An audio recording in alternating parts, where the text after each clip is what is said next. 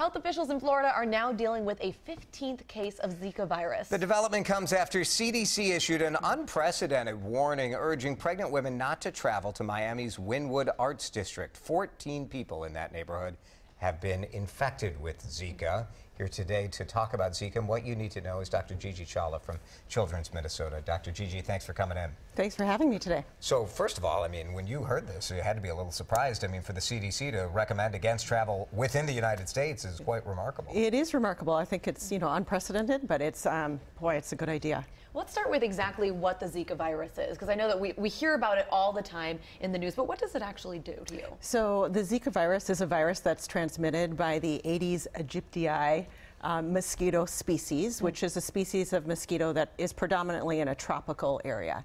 So Southern America, Central America, around the Dominican Republic, so all around the Caribbean, but also is present in probably up to about 30 states in the United States as well. And not predominantly, in Florida. Predominantly in the southern states. Now the weird thing about Zika is that many people end up with the Zika virus but don't show any symptoms or have any problems, really. I think that's really the most troubling part is that 80% of people, when they acquire a Zika viral infection, they have no symptoms. So they don't even know that they may be potentially contagious or be able to transmit that through sexual activity. Well, and it sounds like we're learning so much more about the Zika as the days go on. I mean, at first it was just through mosquitoes, and then it was through sex. I mean, there's other ways that it could be transported too. They just don't know. Yeah, I think there's potential for through blood transfusions, although, that risk would be exceedingly low, and there's plenty of precautions in place to make sure that that doesn't occur.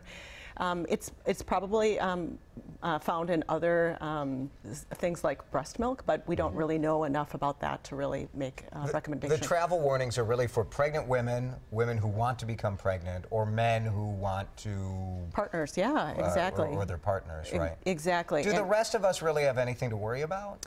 Well, I think what's challenging about that is that although you may not be planning to conceive or have a family, certainly if you were infected with the virus from southern United States, came to Minnesota and had sex with other people who were considering having a family, you could spread that Zika virus. So what are some of the government and healthcare organizations trying to do to learn more about the Zika virus, or even just a treatment to go along with it? Yeah, I think the CDC has done an amazing job. The health department's doing an amazing job at really trying to map where this virus is, trying to understand it more, how to do whatever they can to try to eliminate the spread. But there's things that all of us can do as well.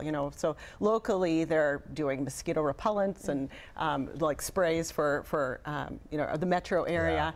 But as an individual, doing everything that you can to try to protect yourself against mosquito bites, like we would for any other mosquito bite-borne illness, like West Nile or like La Crosse encephalitis, which do peak in the late summertime as well. So using a DEET of 30% or less, making sure you're using long-sleeve clothing, light-colored clothing, really being aware of the standing water around your neighborhood, or getting rid of that. All of those things are really important. Be careful about it. All right, Dr. Gigi, thank you. Thanks for having me.